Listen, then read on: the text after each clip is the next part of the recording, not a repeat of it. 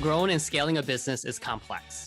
It can be very scary and lonely trying to navigate it all. It comes down to the community of trusted people you surround yourself with. Let's dive in to the Business is People podcast. Joe, welcome back. Today's topic is something that's hot, and it's going to be hot for quite some time. And I think it was hot even before it became hot. So Joe Cundall is the partner at LeadShift, and what his organization and firm does is they're helping leaders build organizations that they envision. So welcome back, Joe. Thank you, Kham. It's great to be back. And we're really excited to jump into this topic because, as you know, this topic has been getting hot for a while. And I think what we're seeing more than anything right now is it's kind of boiling over a little bit in terms of the impact that it's having. So I'm happy to start wherever you want to start today. Well, the topic, to its core, right? It's retaining recruiting. Some people call it the Great Resignation, but it's still people problems, right? So what we want to help everyone understand and maybe try to pinpoint where's the problem happening, how can we fix it, how do we get the right people, how do we get our leadership team to help the organization, or do we have the right leader? But I'll turn it to you, Joe. Yeah, and I appreciate that, Kham. And I think what you talked about earlier is so important, which is root cause, right? You hear this term a lot, the Great Resignation, which is talking to the fact that either new employees are not sticking around very long in the roles they're in, even when they're well paid. They have all the flexibility they want to work remotely. They have what seems to be really the ability to almost sculpt and create the ideal job for themselves. And then they're walking out the door. So I think a lot of organizations are scratching their head and saying, why is this happening? And then on the flip side of it, to something you and I were talking about earlier, you have people that have been with organizations for a long time that aren't in what we call that typical retirement window, also thinking about walking out the door or making a late stage career change. And I think both of these things are leading to quite the head scratcher for leadership of organizations across the board. And in our view, in our experience, when you start to look at things like benefits and compensation, the ability to work remote, you're really, in a lot of ways, probing at things that don't really move the needle, as opposed to thinking about the things that you can control and the things that, regardless of the environment, are always going to be at play. And we call these things the 4 forces of engagement. So you can see on the screen here, use a pretty simple visual to illustrate this. Every organization ideally would like to have what we call that want to culture, which is represented in the blue, meaning I have a workforce populated with people that bring their A game each and every day. Now, people are human beings, right? We're not cyborgs. We're not perfect, right? So we're all going to have our bad days, but by and large, we're looking to have an organization where people bring that discretionary effort, right? They do it because they want to do it, as opposed to having an organization where people just come in and punch the clock, right? They're coming in and just doing the bare minimum to get by. And that's not what creates organizational success. It's not what creates high engagement. And it's ultimately not what leads to high profitability, right? The other hidden ingredient here is, how do I have a profitable organization that mitigates turnover, that optimizes performance on a per employee basis? And typically we find those more profitable organizations in the blue camp, right, as opposed to the pink camp here. So we want to talk about bringing it back to the things we can control, which are someone's work, right? How are we aligning them with the job that we're asking them to do? The leader, right? How are we leading people? How are we motivating people? How are we engaging people? Have we built the right bench of leaders in the organization? Are current leaders prepared to do their job at a high level? Is the team operating at a high level, right? Whether it's a business unit or the senior leadership team or all the other teams in between. And lastly, have we created a culture that's sustainable and meaningful and connects with people? Out of these 4, we find that the one that has always the most outsized impact on organizational performance is the leader, right? Goes right back to what we were talking about earlier. Are the leaders in our organization prepared to drive it to the next level and create connections with people? So they're going to not only create a want to culture today, but that's sustainable whether we go into the next downward economic cycle or we have another event like we had for the last 2 years, that's beyond our control.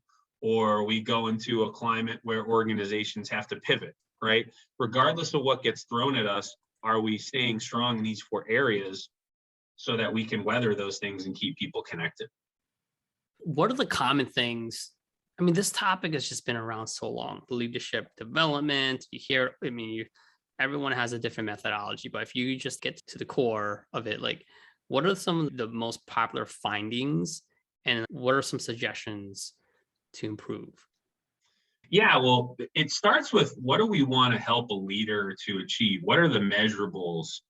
What we start with is what are the core components of leadership intelligence? Because that's a pretty deep ocean when you start to jump in. On the surface, it oftentimes just looks like someone's polished and they're intelligent and they're respected and people will follow them. But those are surface level things that are really more of a byproduct of, what this person has and really possesses at their core. So the things that we find that contribute the most to overall leadership intelligence are first and foremost someone's experiences. What have they been through, right? What are some of the L's they've taken along the way that have really helped them, that they've been able to learn from? What are some of the great experiences that have happened to them along the way that have inspired them and really given them a foundation for, wanting to repeat those experiences? So those leadership experiences cannot be overstated. They're extremely valuable. They're tougher to measure, but they're really important at the same time. Then we have IQ, or someone's cognitive ability, right? IQ is a combination of what someone can retain, what they can know and understand, and then, of course, how fast they can process and problem solve. So ensuring that leaders are equipped from a cognitive level is really important, because at the end of the day, you're going to have more responsibility as a leader, and more often than not, you're going to have less time to make great decisions that impact the business than you will as an individual contributor. So having the ability to do that in a shorter window of time is really critical. Then we have what are called behavioral drives. You're familiar with the work that we've done with tools like predictive index, for instance, really helping a leader understand what we call their leadership DNA. Leadership DNA comes in a lot of forms. We see great leaders that are built very differently from a drives perspective. And they have to lean into that, right? They have to own that. They can't try and be someone they're not from a drives perspective. Otherwise, they'll probably burn out. And last but not least is emotional intelligence, or EQ. We're finding more and more that organizations are not only interested in understanding what EQ is, but actually measuring it to give people data-driven insights into where they're strong, where they might need to improve. And there are tools out there that will actually allow you to directly measure someone's EQ, which is really helping you understand what the impact of their emotional response is having on their ability to lead and drive results. When you combine these 4 components of leadership intelligence and you articulate it and share it with leaders and give them the insights into themselves, you tend to find that you have leaders who are more self-aware. Until you have leaders who are more self-aware, they're not going to grow, they're not going to develop, they're not going to blossom into the leaders that you need them to be. So when you asked earlier, hey, what are some of the things that people should be looking out for and measuring? Leadership intelligence is a multifaceted system, and we need to be able to give leaders diagnostics on multiple levels so it can funnel into them becoming more self-aware so that they can be the best version of themselves for the organization. Do you feel when, because you have leaders trying to help other leaders, right? Like, is there pushback on this? Like, what do you feel the trend is today? Is there like embarrassment? Is there people afraid to get this assessment? Like, what's going on? What we're finding today is the last 2 years has really exposed people who are either really in a good place, in a strong place in terms of leadership intelligence, and then leaders who are really missing some of these components. So sure, right, you're going to have leaders who really push back. You're going to have people who feel a little defensive or very defensive. about having to go through an assessment process, particularly people who've been doing it for a while. They may look at you and say, well, geez, I've been leading for a long time. Why do I have to go through this now? And the answer is pretty simple, right? Just because you hold a leadership title doesn't mean you're succeeding. You go back to that have to and want to chart. Organizations are starting to collect more data, and now they're turning around and showing it to leaders. And all of a sudden they're sitting up and paying attention, saying, maybe I'm not doing as great as I think I am. Or, hey, maybe we as an organization, or even me, myself, maybe we've developed some bad habits or some blind spots. What I'll tell you, Kham, is that to mitigate that defensiveness or, kind of lack of willingness to dive in, one of the best avenues that you can possibly go down is actually taking the time to collect and then share meaningful data with people. People respond to data a lot better than they respond to observation. So being able to marry your observation with data can really take some of that defensiveness away. It's not always going to mitigate it. And the fact of the matter is, you may have leaders in an organization who just don't possess the willingness, they don't have the self-awareness, they don't have the emotional intelligence to really want to own it and dive in. But by and large, when you present people with data, they tend to look at it less as a subjective judgment and more of an objective opportunity, but it's all in the way that you frame it up. It's not perfect.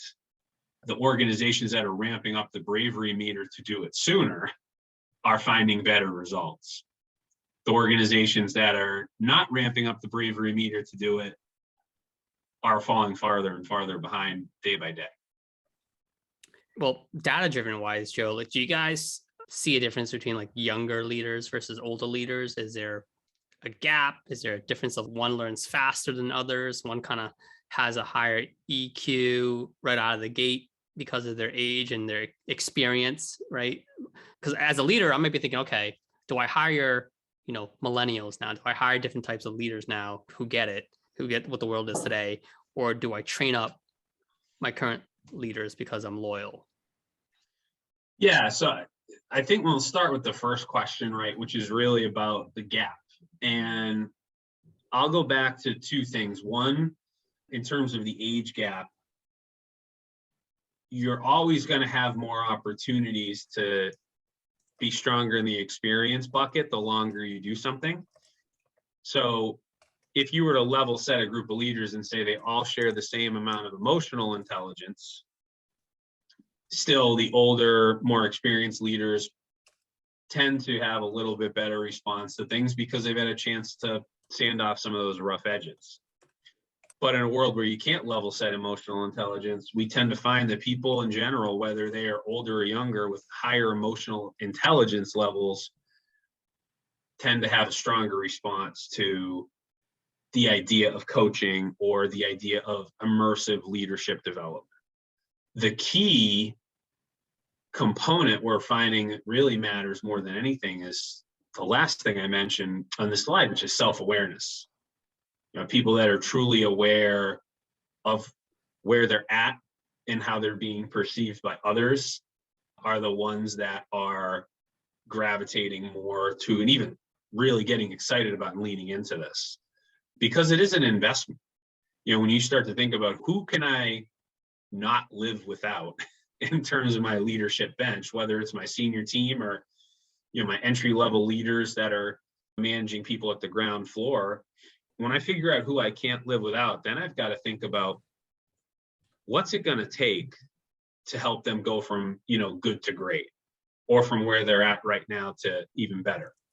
So I don't know if that answers both of the questions, but I think I answered the first one.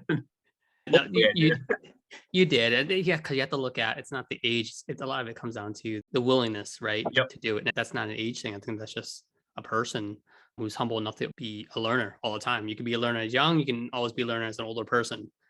To make it real for you, we deliver 360 feedback to leaders all the time. We measure emotional intelligence and behavioral competencies of leaders all the time. I actually just went through myself a 360. So my team did a 360 on me, and I took REQ assessment. And I definitely have some gaps in there.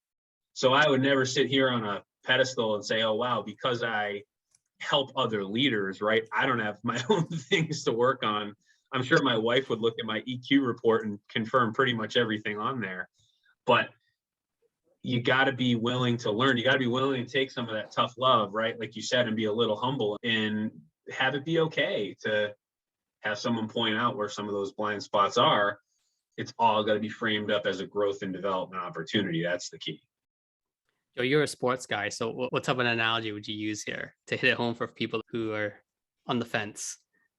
All right. So I'll use a golf analogy, right? Because you're a golfer and the sport seems to be growing. So more and more people seem to be into it. You can have a low handicap and still have a million blind spots. There are plenty of people who are scratch golfers and, or even, plus handicaps, right? Where they're shooting under par in their average round. And they're constantly looking for things they can clean up in their game. But they don't get cleaned up until they actually ask someone to help them. It's almost impossible to refine your game as a leader or an athlete alone. You hear about, guys like Tiger Woods or guys like Kobe Bryant, or think of the best, right? They're working with coaches all the time. Tiger has a swing coach constantly. Kobe had a shooting coach constantly, strength and conditioning coach constantly. These people were not at their level in terms of ability. One of the most fun things I get to do is work with people who I know are smarter than me, are wildly successful, and just help them get better, right? Because they're willing to sit down with me. They're not looking at me going, well, Joe, you haven't accomplished what I have. Of course I haven't, right? My job as a leadership coach is to help you see some of the things that, because you're going so fast, you probably can't see on your own, and then give you practical, actionable ways to work on it and refine it. Even if that's something I'm working on and refining for myself, right? Think about the best coaches, usually not the best players, but what they are good at is building that partnership with the person they're working with and giving them really good raw feedback when they need it, but also not just leaving them there, but saying, here's how you might think about sharpening that up and fixing it. So the humility has to sit with the leadership development people too, right? Whether you're the sponsor or you're the coach, you got to be just as humble as the people that you're asking to put their development in your hands. It's a pretty big honor, and it's also a massive responsibility. What I really like that you said was, if you're not the best player, but you still need the coach, because you might be a phenomenal leader. That doesn't mean you know how to teach other leaders, because coaching is a completely different skill set. The ability to coach and mentor, like when sometimes people take the top salesperson and makes them a sales manager, that's completely different. And sometimes they crash and burn. I want to be mindful of your time, Joe, and we're kind of wrapping up here. Yeah, no worries. I think to that point, why folks hire, work with firms like yourself, you at Lead Shift, is because of that. You guys have a formula, you have a process, you have a system of success to help leaders level up because you know how to. What's the last takeaway that you would like to share? I would say and I want to say this directly, to look in the mirror and say it to myself and say it to my team and say it to the people that I have the privilege of working with, my clients, my mentors and coaches I've had. You got to be humble, right? I would say a lot of people have made a lot of money and been very successful. And the ones that get better and the ones that are constantly improving are almost always the most humble people in terms of knowing where they want to get to and the fact that they're not there yet. And if you can be just a little bit more humble tomorrow than maybe you were today, that's always going to create an opportunity to get better at one thing, right? Going back to the golf analogy, go back and make 10 more putts before you go home, right? Go back to the range and, hit the flag stick a few times before you go home, right? With that 7-iron or that, 5-iron or whatever it is, because you're going to feel that much better the next day. You're going to be starting from a better place. So with leadership, if you can challenge yourself and be brave enough to maybe even say, hey, I would love to have my team do a 360 on me. I would love to look at an emotional intelligence assessment and see where I stack up, right? Be brave and be willing to go out there and get those insights because all it takes is getting better at one little thing as a leader. It can make a massive difference in terms of the team, the people that you're responsible for, and your organization as a whole. Awesome. Thank you so much for your insights, Joe, and your time today. Oh, it's my pleasure, my honor, Kham. Thank you for having me. I'll have you back again, sure enough. All right, and then I look forward to us playing our golf game together and working on our parts of our game. You can point out my many flaws when we get out there, because God knows I have plenty. All right, well, take care. Thanks. If you have any questions and topics you'd like us to cover, please email me at podcast@inthinkagency.com or message me on LinkedIn.